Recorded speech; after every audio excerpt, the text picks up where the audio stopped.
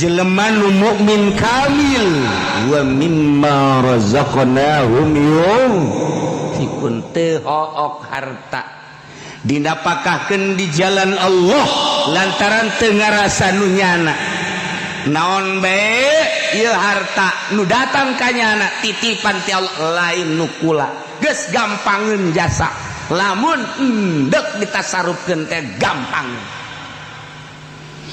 ulaika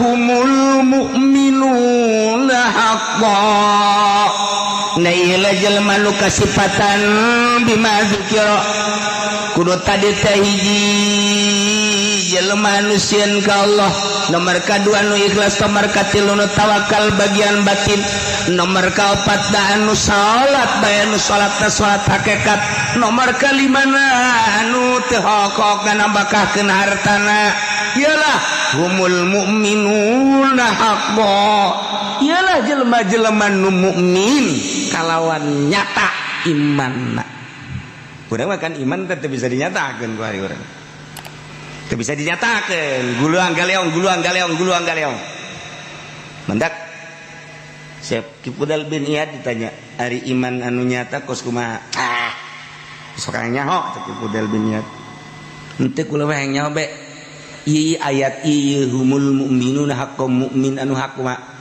mukmin anu hak mah bari kieu nya ye mukmin anu hak tah lamun kopehanna digilirkeun gitu tah nya ka masjid ngagiler masjid oyag dikitukeun deui ku nyana sakageteun nanya kaget cik tah eta mukmin hak masyaallah bebeja tah jelema teh eta nu tas nanya ka Kifudal bin Iyad bahwa Kifudal bin Iyad teh kos kitu bisa urang nanya deui geus meunang sababaraha poe mama hayang nanya wah hayang mukmin anu hak tahu lah nyaho mukmin hak mah geus teh ahli Allah henteu kula mah penasaran mukmin anu hak kus mas mukmin anu hak mah lamun kopehna digular-giler tah oyag ieu taneuh begitu jana oyag-oyagan kutek geus stop eta mukmin hak yakin babarieu masuk ka ditu sidit tak jadi mukmin hak mah geus kun fayakun Allah dibikeun ka nya deuk hayang naon deukeut hayang ka Mekah dideketkeun set lengkah masyaallah kari deuk hayang duit daun cokot deuk hayang sayangannya anak embu urang mah pan gua loba ka hayang mah tak teu dibere ku Allah ayeuna geus bunga naon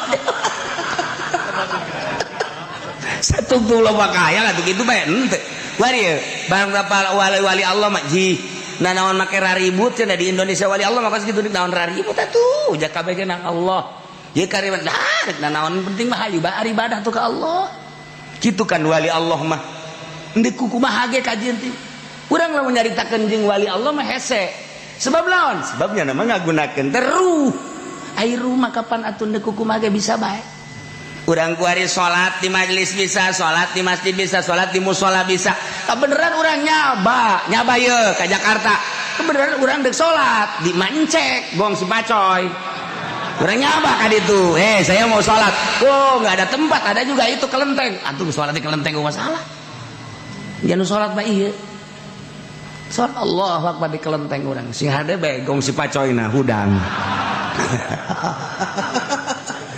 nah jadi makin luhur teh makin bebas makin teu bermasalah dik naon teh masalahkeun ai urang bae ulah nyaritakeun batur eta mah urusan batur urang bae ku ari mah geus datang ka mana ibadah ka Allah nah kos kitulah jelema ngan eta kan hese hayang datang ka dinya teh urang mah kababawa ku pikiran-pikiran luar urang mah kababawa ku pikiran luar mantap ketika salat teh arasup ka dieu pikiran politik pikiran ekonomi pikiran budaya asup Allahu Akbar lain salat kayak golkaran di jero ieu Allahu Akbar beres nailah mu'min haqqa ya nenu bener bila syakin lahum darajatun inda rabbihim lahum tetap ka para mukmin anu jelas anu hak kabogaan pangkat di sorga inda rabbihim mungguh pangeran di sorga na atuh lain deui boga pangkat teh hartina darajat anu beda jeung nu sejen nomor kahiji ke mursalin nomor kadua ke nabiin nomor katilu iyalah jelema-jelema nu ngabogaan darajatun inda rabbihim 100 derajat bedana jeung jelema biasa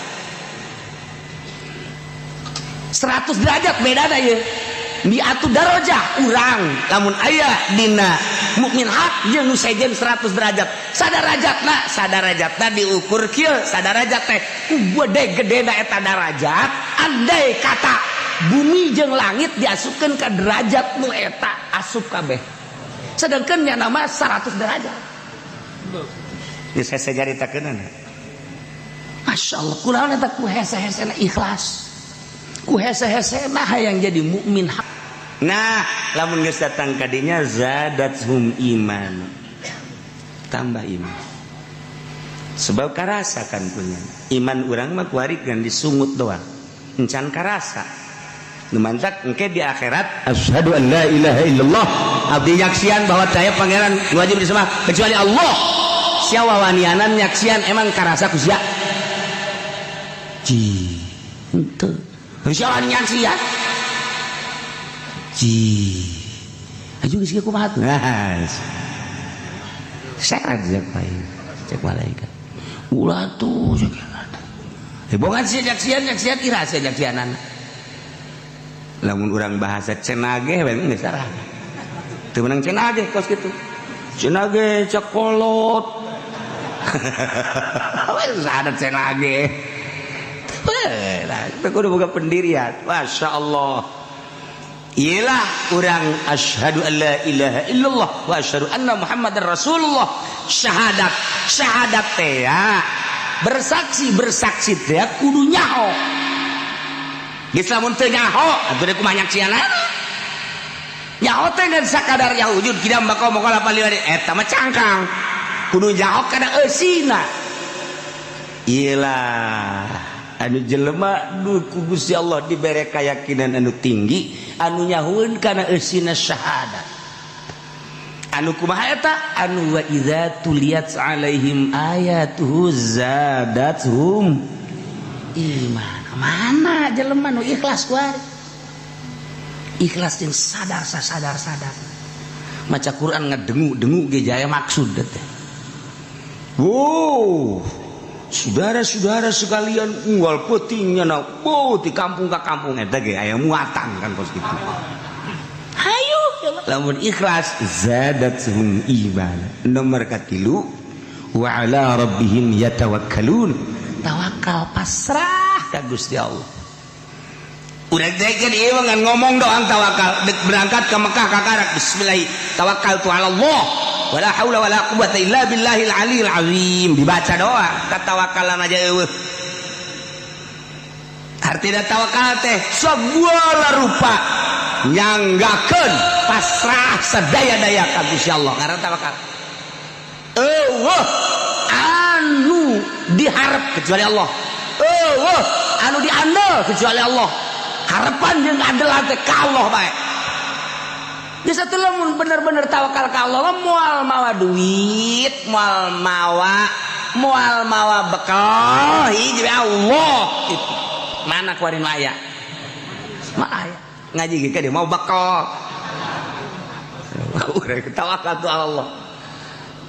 Hanya orang-orang anu dibere katawakalan anu tinggi lah. Jelema anu tawakal anu benar-benar di makom tawakul wali Allah. Ngan atunya nama ngeunaheun ieu. Urang mah kan lantaran can boga makom, ide ka Surabaya, beak duit, otomatis kan urang nginjem. Ngajual nu aya atau nginjem. Ari nya nama lantaran geus aya dina makom tawakul, datanglah ke Surabaya. Surabaya haji udah balik ka dieu, eueuh duit, eueuh bekal, eueuh naon. Atuh kan nya nama bisa peureum bae atau bisa dangdaunan cekel fah. Datang ka Tangerangkeun, fat, jadi duit. Atau geus teu kitu langsung bae nya nama peureum set hayang datang ke Tangerang atuh datang. Dia tuh cenah urang ge tawakal kitu mah bisa. Lain tawakal kitu bisa sia tah ngarah tawakalna hilang heseng. Kituan mah babari. Urang ya tuh gitu macam bisa tawakal lain kitu ngomongna salah ya. Tawakal lah heula. Ulah ngomong aing ge tawakal kitu mah tuh bisa lain kitu. Aing saya ngomongna ye. Atuh bakana dibere kitu ge teh geus tawakal teh. Ki Ahmad ke Surabaya. Kumpul jeung Bung Karno jeung Sewa balik ka dieu duaannya dek balikan naik kereta dek saurang teh dek naik naon mobil apa kereta mana ya jang balik kartu oh cenah ini coba kieu kunaon gampang nyokot tanggal kadong-dong teh bacaan fut jadilah duit jang sakadar di Surabaya ka dieu teh ka Jakarta aya duit wah lamun haji pendi kos kitu mal dagang karung atuh geus jam tahunan di rorodan punyana.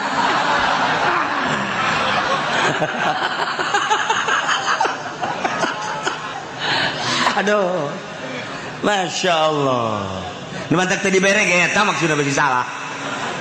Salah maksud. Tuh, tawakal ke Allah. Urang makan tawakal nateh karena sangu bisa sebeh urang mah lantaran dahar. Geus urang tatagenan sebeh kana dahar. Sanajan eta adalah adat satungtung urang teu dirobah tatagenan eta moal jadi wali. Moal jadi wali moal eta kudu dirobah ku urang. Khariqun lil adat. Urang teh kudu ngabedah adat tu tata dina. Mun teh mah teu dahar lapar. Warima dirobah ku urang ulah dahar hayang coba lamun urang terus beda dahar bae dahar mal jadi wali mah penting urang teh ieu teh lamun teh hees waduh bahaya sebab ieu jadi adat kebiasaan urang teh kudu sare lamun teh sare 8 jam cak dokter mah 8 jam sampai sapeting teh atuh beak ku ngees bae tah mah atuh nek kira maca tak nek kira maca sholawat teh mah ngees deui. Nah, dibuat urang ulah sare geus sayangnya. Bagi saya tik bae. Kok bisa kos itu kebel-kebel dirobah adat teh nu biasa sare teh henteu, nu biasa sare ulah, nu biasa sare henteu. Nah eta teh sebab naon dirobah kitu mah hese katawakalan urangna ka Allah Gusti. Ja Gusti teh nyieun seubeuh teh sabab sangu. Ayeuna atuh bantak naon Gusti nyieun seubeuh ka abdi henteu kudu make sanggu ja Gusti mah sagala-gala. Cak Allah teh atuh aing ge bisa atuh siana ninggalkeun dahar heulanan ieu mah duk ngaji bae nimbal. Hampura tuh Gusti. Orang sawakalkan komunikasi teh jeung Allah teh. Jana aing mah kan nuturkeun sia cak Allah. Aing maha kawasa, tapi aing nuturkeun sia kan bab ikhtiarna kan aing mere ka sia. Kan di sia.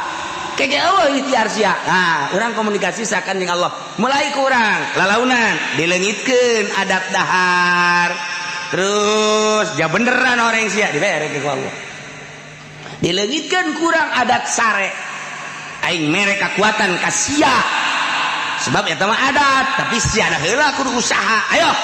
Usaha urang 1 poe 2 poe 3 poe bener-bener urang geus muringis ka belah dieuna set jaba beneran sia didelekeun ku Allah teh sebulan 2 bulan 3 bulan bener dibere kuat tek teu sare ge kuat asal nonton TV bae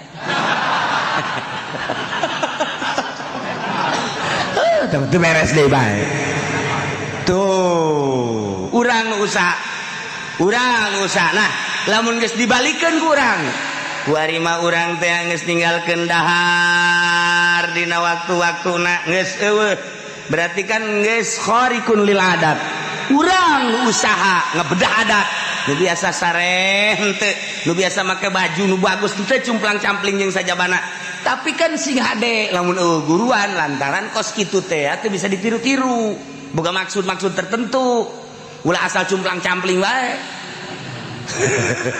maksudnya sih naon cumplang-campling aing hayang jadi wali teu beres da kos kitu.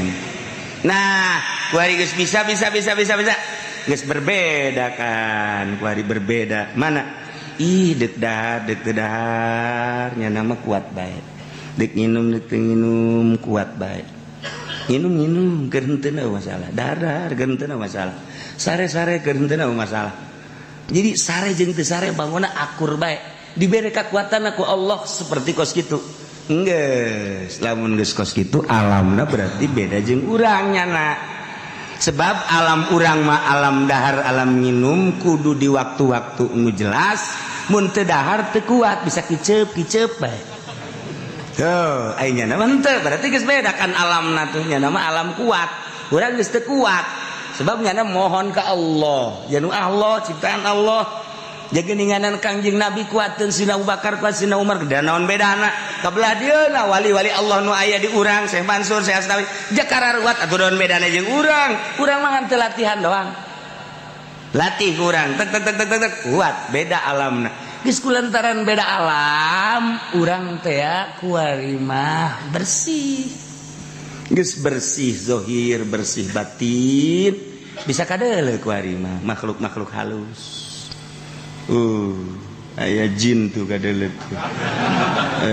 Lulumpatan tuh, lulumpangan. Kadeuleu beda jin mah. Jenggotan jin.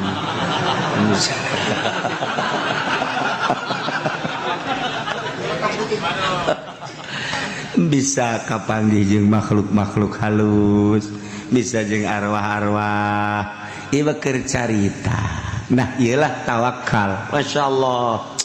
Lamun urang geus tawakal tu Allah hiji we Allah menang perang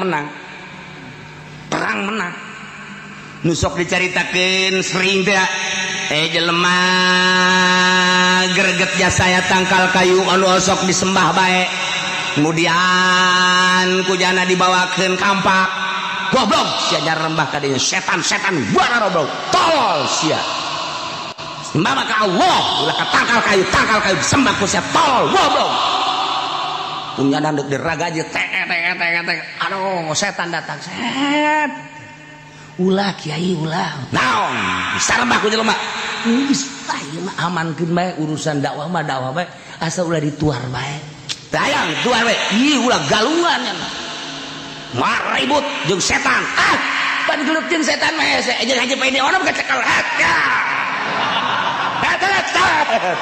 Dua bari tabah.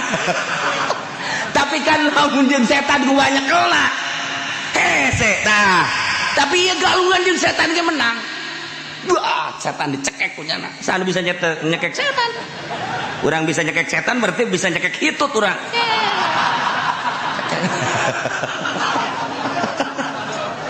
Dicekek setan, ampun jeung setan ampun. Ampun sia, ampun. Geus kieu bae jeung setan amankeun gula. Ayo. Geus gula mah geus pokona mah amankeun. Hitungan ke dibere bonus dihadapeun anggel ke cokot duit sapoe 5 dirham sakitu bae geus. Bener sia? Bener sia ieu? Bener gula mah moal jalir tiang ieu moal gula mah ulah dipaean we. Geus aman atuh awas ya nya. Namun eueuh duit 5 dirham cekek ke wae. Beres. Di dulu bener isu gak aya aja bener ieu setan yakin. Sapoe 2 poe 3 poe 4 poe kali 5 poe eueuh. Ngan 4 poe doang kuat dah kali 5 poe goblok setan sih. Tuar deui ku aing sia tangkal. Tuar ku aing sia tangkal. Bawakeun ragaji deui. Kongseng goblok sia. Di sembahan bae tuar sia ku aing datang deui setan. Ulah dituar. Kajian kuku mah dakwah mah dakwah ulah itu teu beda. Bohongan jalir janji sia aing. Naon? 5 dirham mana? Oh, ulah dituar ulah gelut teuh jeung setan, gelut. Wah, gelut eleh kiai. Kiai eleh. Waduh, anu tata dina jotosanana mantap teh. Kuari geus bisa ngajotos kiai.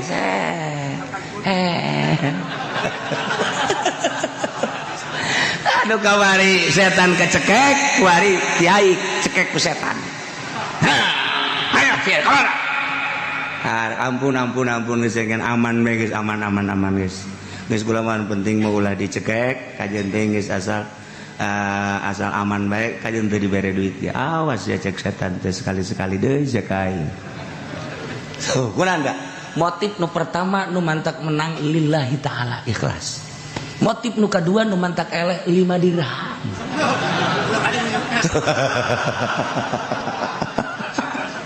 Tuh eta Etala sebagai contoh terus-terusan ka ditu nage. Urang ibadah ke Allah teh nu mantak berat mata, berat celi, berat hudang, aya bang balu nur di luar ikhlas. Tuh. Di luar ikhlas, tapi lamun geus ikhlas, hudang jam sabaraha bae, salat teh sabaraha rakaat bae, nah ieu lah tawakkal tu Allah. Bagian kol, bagian batin tilu. Nomor ka hiji khosyah, nomor ka 2 ikhlas, nomor ka 3 tawakkal tu Allah. Bagian anu zahir 2 ieu alladzina yuqimuna shalah mukmin anu sampurna teh nyaeta jelema anu selalu ngadirikeun salat yatuna biha bihuquqiha ngalaksanakeun salat kalawan hak-hakna salat. Urang ge osok salat osok kadeuleu malah gegedena mah hayang kadeuleu kajeun Allah mah nya gaib ieu gaib iman penting mah ieu bae jelema tatangga supaya neuleu bodoh ka masjid ge dak heuy ayo ka masjid ayo padahal hayang ka alam eta hayang ka alam tapi kan jelas bae salat kos kitu mah tah salat ambrang nama lain salat ambrang salat teh nomor kahiji salat syariat, nomor kedua salat thariqah, nomor katilu salat hakikat. Salat syariat mah anu dijelaskeun ku Gusti Allah anu tanha anil fasya'i wal munkar. Salat eta bisa tanha anil fasya'i wal munkar, eta salat syariat. Geus lamun urang salat kemudian bisa ngahalangan tina munkarat tina fahsya. Nah ieu salat kakarak salat syariat ku lantaran salat geus teu daek maling, lantaran salat teu daek korupsi, lantaran salat teu daek ngabohong, lantaran salat teu daek maksiat. Tah eta salat eta mah salat kakarak salat syariat nu kos kitu mah ngaranna. Lamun salat bisa tanha anil fahsya'i wal munkar sakumaha anu dijelaskeun dina Al-Qur'an eta salat syariat. Kos kitu ge eueuh jelemana. Ieu mah ambrang salat ieu mah ambrang. Tuh, masya Allah karim. Etalah salat syariat. Encan asup ka di ayat ieu. Sebab ieu mah tadi ge innamal mu'minuna al kamilunal iman. Mukmin nu sampurna imanna bagian zahir nyaeta anu ngalaksanakeun salat. Salatna lain salat syariat, salat syariatna eta mah salat lumrah tanha anil fahsya'i wal munkar. Salat aya deui salat teh salat thariqah. Salat thariqah mah ku geus mulai make perasaan-perasaan salat yatuna biha bihuquqiha ngalaksanakeun salat kalawan hak-hakna salat. Kita tadi teh hak salat teh syarat jeung rukunna dilaksanakeun anu engke ka dituna teh bakal tanha anil fahsya'i wal munkar. Kuari mah make perasaan salat eta. Ngahadirkeun rasa neuleuh ka Allah, ngahadirkeun rasa dideuleukeun ku Allah, ngahadirkeun rasa ngadenge ka Allah, dihadirkeun rasa didengekeun ku Gusti Allah. Nu jelas mah ngahadirkeun kudrat iradat Allah jeung hayat jeung samana. Urang teh setiap gerak moal kaluar tina kudrat iradat Allah. Geus saturang nangtung urang teh kudrat iradat Allah, ruku urang kudrat iradat Allah. Tidak urang kudrat iradat Allah, sujud urang kudrat iradat Allah. Tapi eta kudrat iradat Allah teh karasa ku urang dihadirkeun ku urang kudrat iradat Allah geus liwat tina tanha anil fahsya'i wal munkar. Kuari mah geus dihadirkeun kudrat iradat apa aya anu robah di luar kudrat iradat mal aya, apa aya nu cicing di luar kudrat iradat Allah mal aya. Berarti pada hakikatna kabeh robah jeung cicing langit bumi kabeh saantero teu kaluar tina kudrat iradat Allah. Nah kulantaran ieu teh kudrat iradat Allah urang teh kuarikeun salat aya dina kudrat dikudratkeun jeung diiradatkeun ku Allah salat. Gusti loba nu gagah Gusti loba nu sugih, Gusti loba nu harebat nu palinter tapi teu di kudrat dirodatkeun ku Gusti salat. Abdi mah ieu masyaallah sakieu ayana, beuki rendah, beuki tawadu, tapi beuki karasa kudrat iradat Allah. Ieulah kudrat iradat Allah. Allahu akbar. Allahu akbar urang ngucap Allahu akbar teh.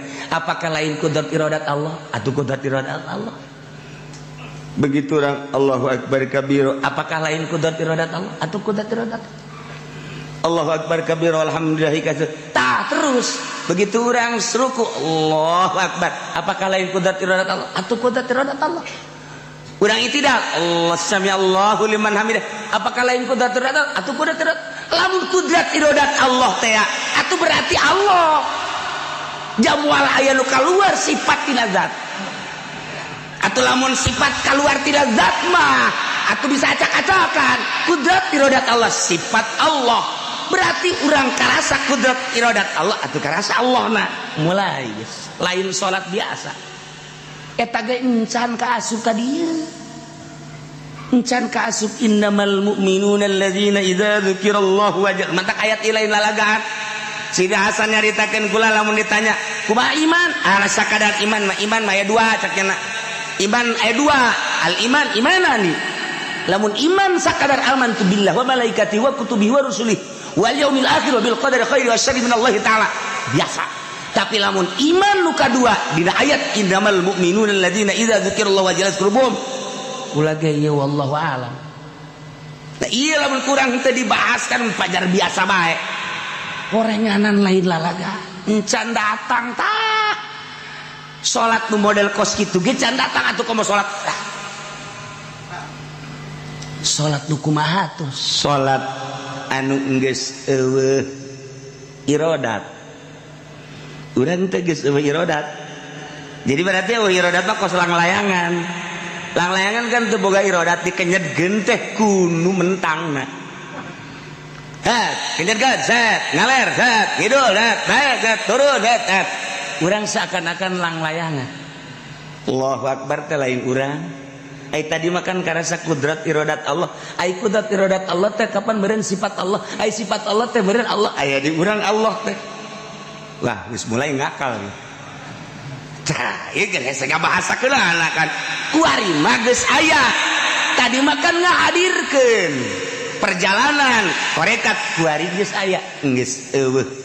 Nanaon ja nu aya ngan Allah da Allahu akbar geus salat lagi nya mah geus teu aya waktuna lantaran eta geus datang ka dinya mah bakal natea zaman hiji bae beurang peuting tempat hiji bae wahdaniyah fil zaman wahdaniyah fil makan ya eta mah perputaran matahari atuh aya beurang jeung peuting ge. Aya berang, aya peuting, kapanon poe. Dari kapanon poe di luhur berang, dari kapanon poe di hadap peuting. Ja zaman lama ieu keneh.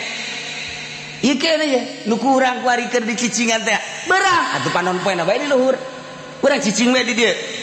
Panon poe ka handap, atuh urang di dieu bae bae. Cok geura diuk bae urang di dieu. Datang ka isukan, datang ka isukna deui. Nu berputer mah ngan panon poe doang. Atuh deuk naon ka babawa ku panon poe urang?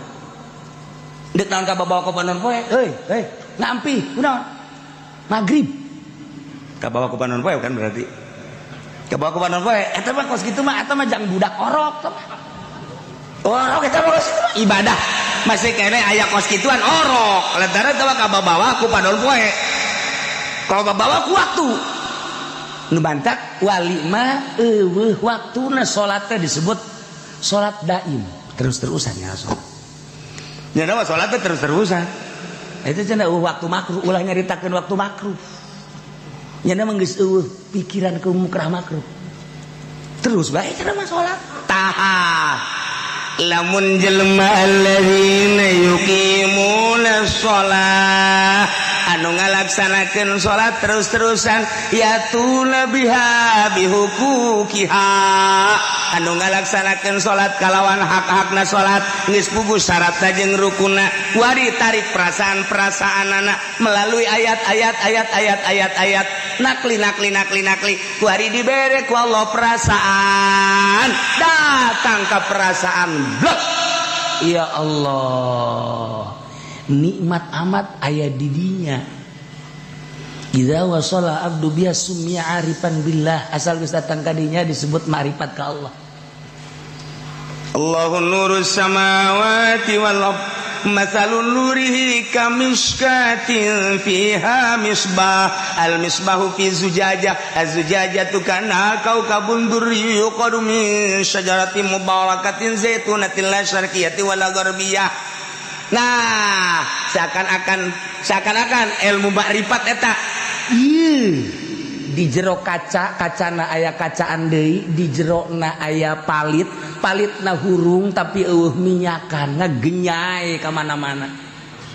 Nah, di awak urang teh aya ma'rifat. Seakan-akan dibungkus ku awak teh dibungkus deui ku naon kitu ngaranna daging dibungkus aya dina kolbu teh sonubariun sagede ke lain kolbuna di jero eta teh aya ma'rifatan ngagenyai ka mana-mana. Geus jana aya di dinya nikmat. Geus kan geus ka Allah. Antak sok dicontokeun. Ari eta Syekh Khalil Bangkalan ketika nyana salat di Tuban di maguruna ketika guruna teh pas magrib nu sok dicaritakeun Allahu Akbar nyana seserian bae ngejalakatak datang ka kaget guruna teh kunaon ieu budak seserian bae beres salat siapa tadi yang ketawa bejakeun eta seserian bae nyana seserian ngeganggu kamu yang gitu-gitu lantaran dicarekan baik. Kenapa kamu ketawa-ketawa? Nyana ngomong, saya bagaimana nggak ketawanya? Emang, atuh di hati guru katanya di sini ada nasinya banyak di sini. Horenganan eta teh guru teh lapar hayang dahar. Nah, kababawa sholat tuh lamun Syekh Ahmad adina Imam Ghazali bunga makmum ka Imam Ghazali datang ka bebe ja Imam Ghazali ka mana ayeuna dipanggil kapan adina sanggeus dipanggil cak adina Imam Ghazali ma atuh deuk kumaha abdi ngamakmumna ka Ghazali lantaran di jero hatena aya getihan kajakeun Ghazali emang aya getihan masyaallah horeng adi geus leuwih hebat kula teh keur ngaijtihad babhen manhead bageti eta kadeuleuh kan masyaallah eta lah salat jelema ahli ma'rifat batak nya mah atuh kadang-kadang makmum kadang-kadang tilok jarang lolobana mah jarang antak di lembur nu jero ka masjid eta buat teuing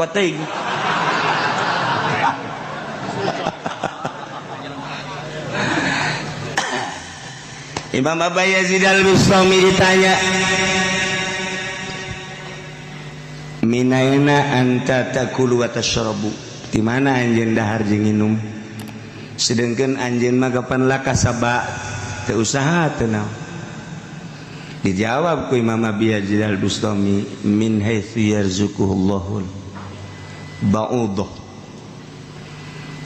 di arah anu Allah ngarizkian kareungit afataro apakah anjeun neuleuh ka reungit boga perusahaan henteu reungit boga ensok dagang henteu reungit nyana osok kitu ngaranna kuli henteu tapi eta dirizkian bae ku Allah tah sakumaha Allah ngarizkian ka reungit sarua jeung ka kula ge ngarizkian teu kudu dagang teu kudu tani teu kudu nanaon bakal dirizkian bae eta lah tawakal kula ka Gusti Allah masyaallah menang 2 poe salat ngamakmum Allahu Akbar ngamakmum biasa wali ge ngamakmum oh masalah kan sah ngamakmum orang wali kan lain wali sah sallu khalfa fajirin wa birrin salat bareng kabeh tak tukangin jelema anu fajir jelema anu birrin bagus sah bae oh masalah lamun kuat ngan kulantaran biasa da teu kuat urang sebab perbedaanna jauh jarang nyana ngamakmum biasa Allah beres ngamakmum imam nanya Masya Allah mama ditanya deh min aina takulu atas sebuah lakasabalan ai mama di mana ieu dahar jeung nginum sedengkeun teu kasaban mama Masya Allah cik Imam Abu Yazid dani geus tungguan heula sakedeung aing deuk salat heula kobo ke beres kodok kakarak aing ngobrol jeung sia teu sah salat aing. Allahu akbar nyana salat beres eta imam kan kaget teu sah ya aing sakieu hebatna sakieu teh mohon teu sah beres ditaja deui salat entos momen entos pan mama ngateusakeun Aisyah ka aing nanya ibadah dahar di mana nginum berarti sia teh jauh ka Allah. Lamun sia teh jauh ka Allah aing ngamakmum ka sia atuh aing mah nya ngamakmum ka jelema teh jauh ka Allah goblok sia teu sah aing salat aing ban urang mah kuari teu sah kabehan salat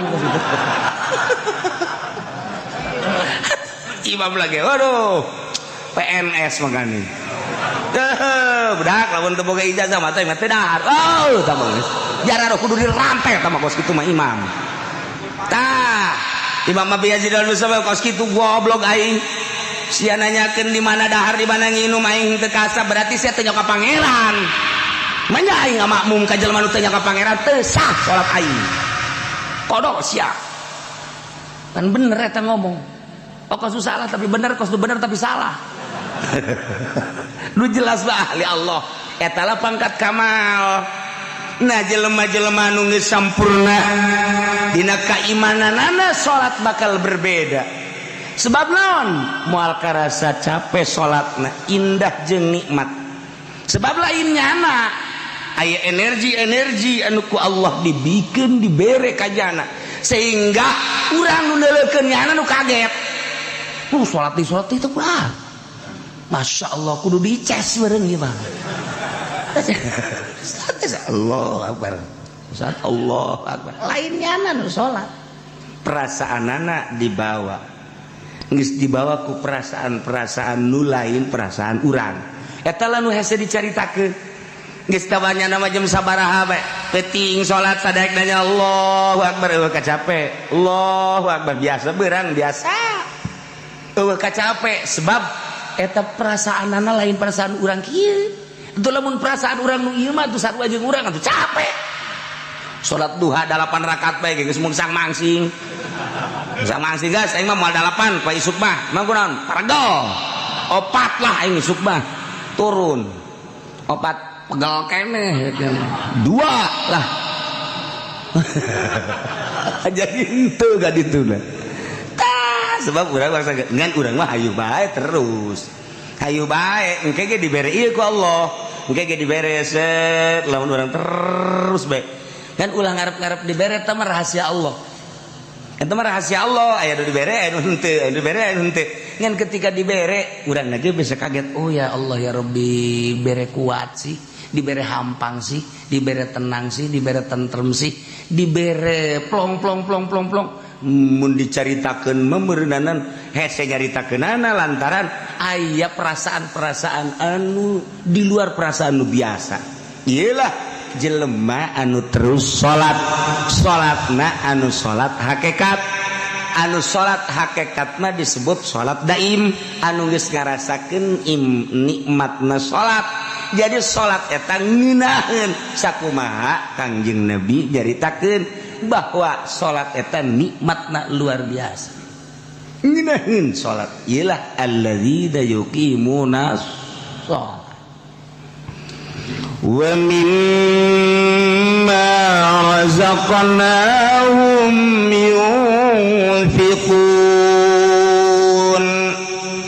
mukmin anu sampurna teh nomer kalimana bagian zahir yunfiquna mimma razaqnakum nyana mekeunan merean nganapakakeun harta-hartana anu menang pamere Allah di jalan Allah fi taatillah lantaran teu ngarasa boga dirina jaya manu aya di leungeun teh ngan sakadar dilewatkeun ku Gusti Allah geus atuh ieu lewatna melalui leungeunnya teh berarti seakan-akan ieu harta teh titah dibangunkeun titah dibikeunan lain kurang diempok-empok pake nikmatan ngeuneunahan hartana teu eureun-eureun terus bae dibikeunan Iyalah mukmin anu sampurna.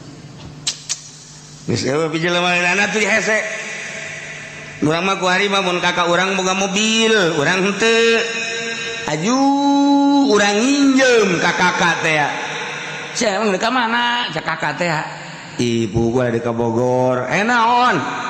Iya ya perlu heula ngolotan lah kieu bae lah daripada make mobil mah geus katenggor beusi naon tah ongkosna bae eta teh min jumlah ti pelit eta kos kitu.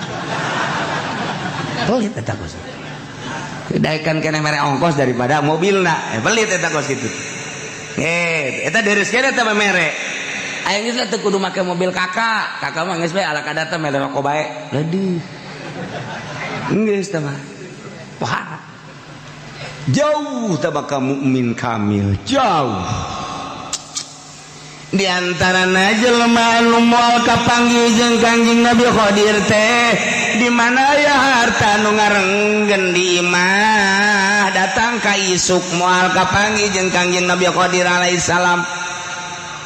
Lamun aya harta ngarenggen di imah urang teu dibagikeun eta teh halang tina kapanggih jeung Kangjeng Nabi Qadir alaihi salam.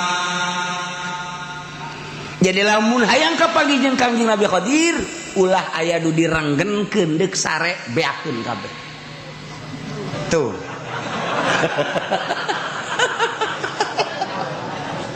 Ya Allah ya Rabbi.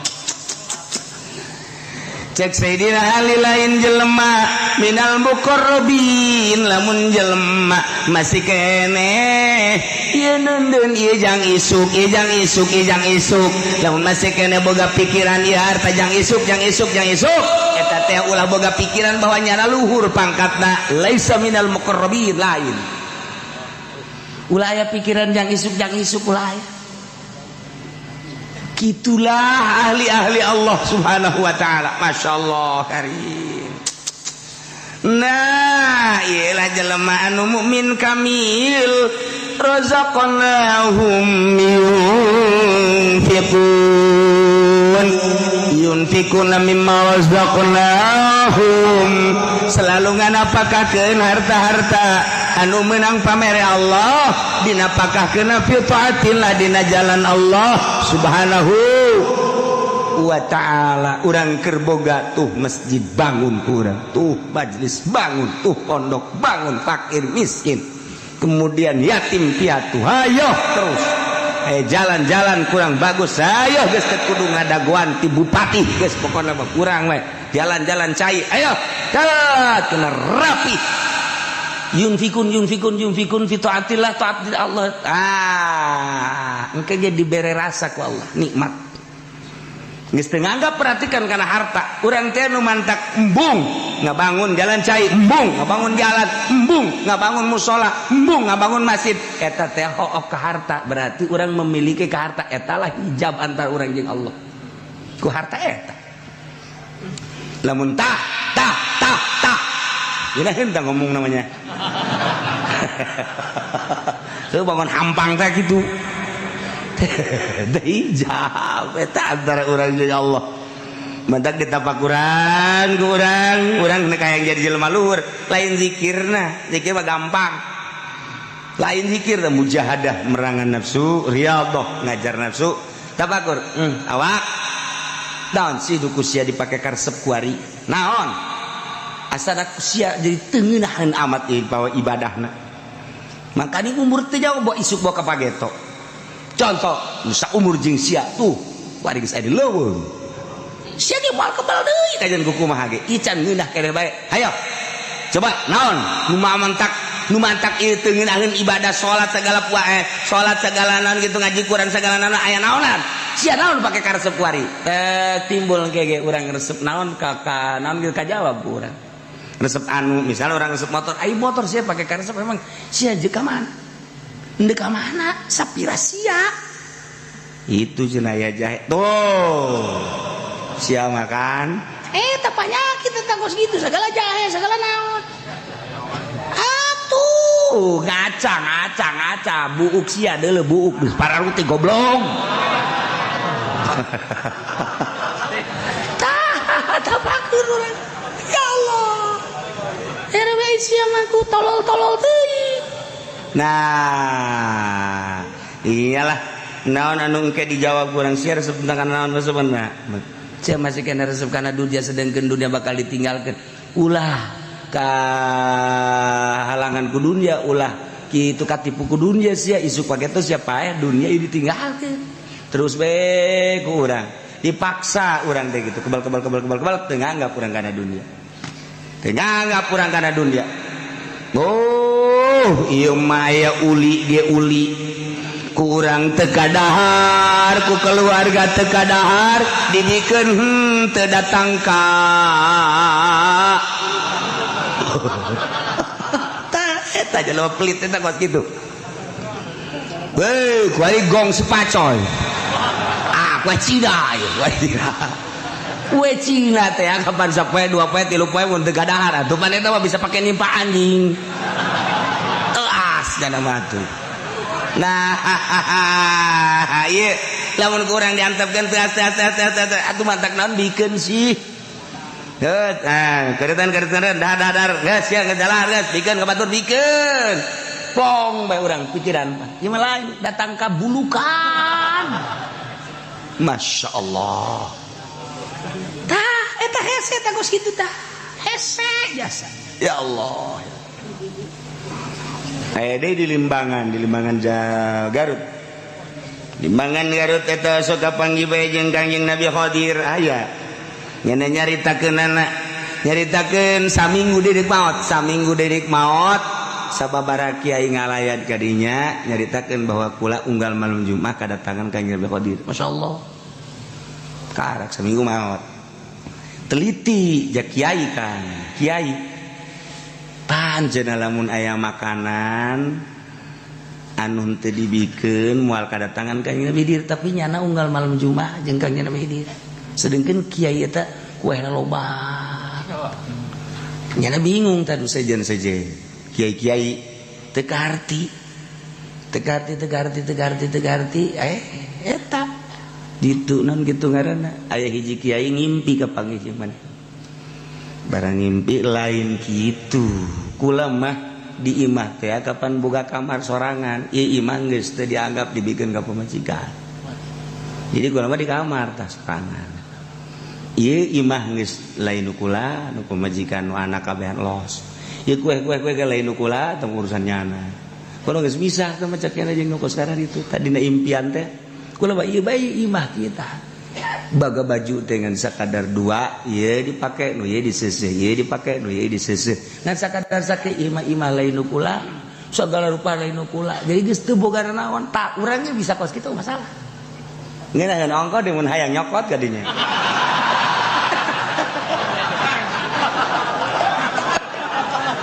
oh mau datang atuh sia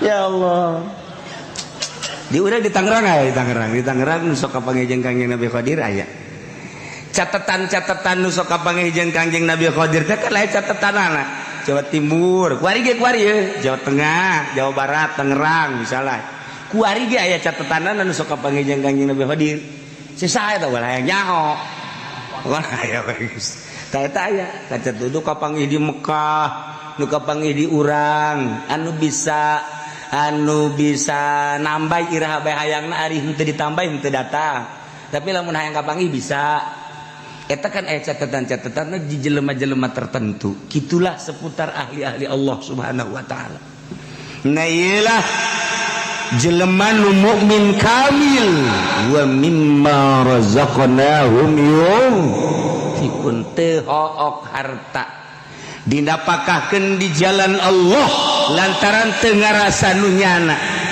naon bae ieu harta nu datang ka nyana titipan ti Allah lain nu kula geus gampangeun jasa lamun endek ditasarufkeun teh gampang ulaika humul mu'minuna haqqan naila jelma nu kasifatan bima zikra kudu tadi teh hiji jelma nu sieun ka Allah nomor kadua nu ikhlas, nomor katilu nu tawakal bagian batin, nomor kaopat da anu salat bae anu salatna salat hakikat, nomor kalimana anu teu hokok nambahkeun hartana ialah humul mu'minuna haqqan, ialah jelema-jelema nu mukmin kalawan nyata imanna. Urang mah kan iman teh bisa dinyatakeun ku ari urang. Teu bisa dinyatakeun, guluang galeong. Mendak Syekh Kifudal bin Iyad ditanya, ari iman anu nyata kos kumaha? Sok nyaho Syekh Kifudal bin Iyad. Henteu kula mah nyaho be. Ieu ayat ieu humul mu'minuna haqqan, mukmin anu hak mah. Mukmin anu hak mah bari kieu nya ye. Mukmin anu hak tah lamun kopeana digilirkeun gitu tah. Ya, tah masjid ngagiler, masjid oyag. Dikitukeun deui ku nyana. Sakageteun nanya kaget. Cih, tah eta mukmin hak. Masyaallah.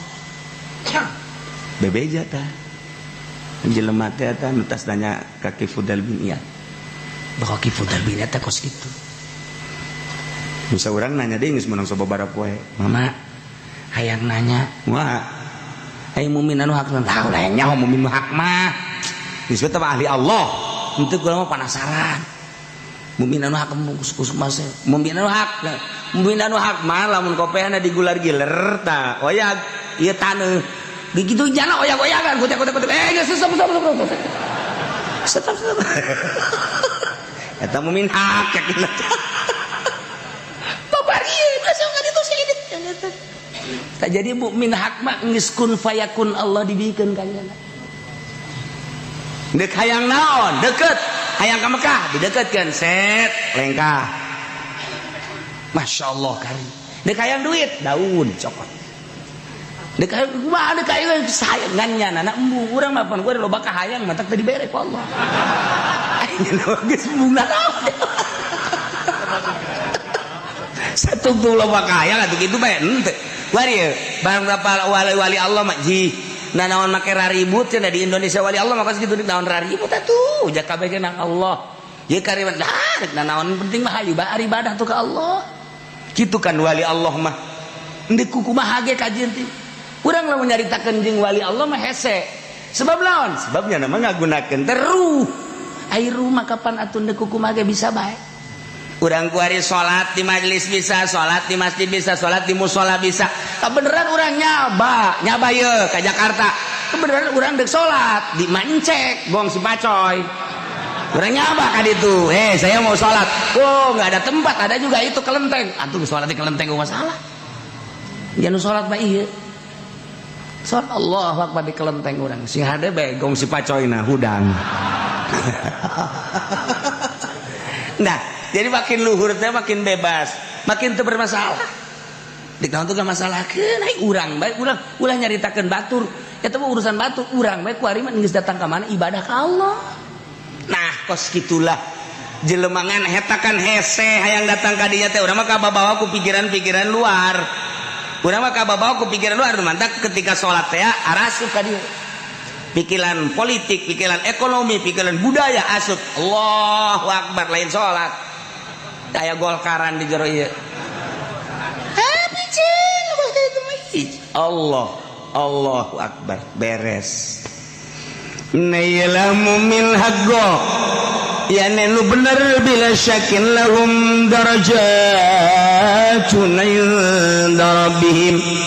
Lahum tetap ka para mukmin anu jelas anu hak bogaan pangkat di sorga.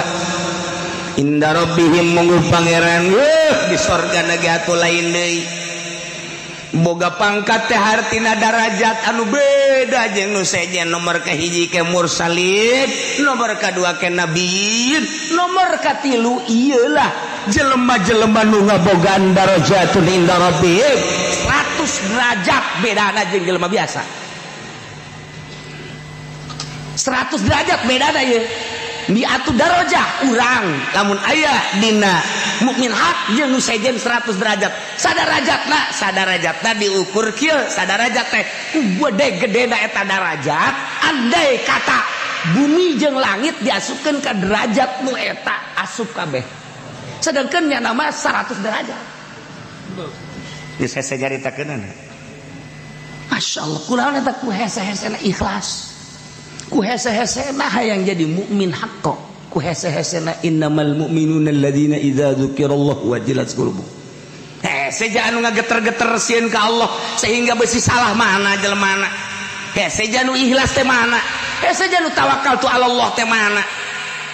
Anu alladzina yuqimuna shalah, anu salat hakikat nu mana? Anu wa mimma razaqnahum yunfikun. Iyalah nu 100 derajat bedana. Masya Allah. Wa maghfiratun jeung pangampura. Geus satu tamah manehana lamah engke di dituna ditambahan deui wa rizqun karim. Ieu kesenangan anu pohara fil jannati di sorga. Ieu teh geus lain kesenangan dahar nginum jeung awewe lain. Lain ieu rizqun karim teh. Ukuran orang rizqun karim dahar nginum sagala aya. Urang makan ka sorga ge ka sorga ya urang mah hayalan eta. Sia hayang ka sorga hayang emang di sorga mah daharna. Sagala rupa bidadari ge 73 we ge jepret deui we sakumaha karet burung. Urang hayalan eta. Hayalan eta sebab pikiran urang mah datang ka dinya. Ieu mah lain rizqun karim teh kenikmatan ruhani. Anu kuari bae ge kenikmatan ruhani mah geus hese babandinganana. Nu mentok sanggup cicing bae di imah sorangan, sanggup bae cicing di kamar sorangan beurang jeung peuting teh lamun teu boga kanikmatan moal dae. Nu batak nyana wadi di imah sorangan we. Malah indah mun ditinggalkeun ku sasaha teh. Nikmat sorangan. Eta teh kan aya kepuasan ruhani, nikmat. Nu batur teh nyahoun. Nah ieu rizqun karim di dunia baheula geus dibere kanikmatan ruhani nu luar biasa. Di akhiratna dibere darajat rizqun karim 100 tikaleun tibatan di dunia. Ya Allah ya Rabbi lain bantrak-bantrakeun ieu mah innamal mu'minuna ayat ieu pohara jasa. Ayat jelema-jelema anu ngabogaan iman anu sampurna disebut iman kamil. Anu geus kumaha nyana bae geus. Kumaha nyana teh cak Allah geus diserahkeun ka anjeun. Nyanana embu sebab tawadu, beuki luhur beuki tawadu, beuki luhur beuki tawadu. Nyana mah anu bisa mi'raj setiap saat bisa mi'raj. Lamun Kangjeng Nabi nyaritakeun Isra Mi'raj, Isrona Kangjeng Nabi minal Masjidil Haram ilal Masjidil Aqsa. Lailan ti peuting digambarkeun ku ayat ieu mah artina lailan teh poek berangkat urang ti popoek neangan cacaan. Artina popoek teh syariat mah poek bae leumpang ka mana bae ge poek cek ieu haram, cek ieu halal, cek ieu meunang, cek ieu asoh, cek ieu sahih, cek ieu dhaif, cek eta poek ngaranna. Leumpang dina syariat digambarkeun Asra minal masjidil subhanalladzi asra minal masjidil haram ilal masjidil aqsa lailan peuting poek. Gambaran teh poek urang leumpang dina syariat. Begitu naik Mi'raj kapanggihlah Kangjeng Nabi di Sidratil Muntaha wan syaqqal qamar. Naon kitu ngaranna bagi cacang teh hartina kitu kapanggih. Jeung Allah lain Allah aya di luhur, tetapi Kangjeng Nabi dibukakeun hijab di Sidratil Muntaha. Ieu teh Mi'raj. Turun Kangjeng Nabi set epang di alam nu ieu atuh lain sebab atuh lamun di alam nu ieu mah ti Masjidil Haram ka Masjidil Aqsa sabaraha jaman sabaraha poe sabaraha bulan aju naek ka luhur udah pake naon ulang alik mah ulang alik lain alam nu ieu. Nah lamun Kangjeng Nabi kos kitu atuh urang ge bisa ieulah alladzina yuqimuna shalah jelema nu salatna mi'raj ka Allah nu mantap. Hasil mi'raj teh salat. Hasil mi'raj teh salat. Dengan salat urang bisa mi'raj ka Allah. Salat urang teh nu salat nu bener bisa mi'raj ka Allah. Teh carana awak urang mah ieu mah buatan Allah tina taneuh. Di jero awak urang aya ruh. Di jero awak urang aya kolbu, di kolbu aya Allah. Toapkeun roh urang gerage di kolbu urang. Bakal mi'raj gerage. Mun teu mi'raj gejedag.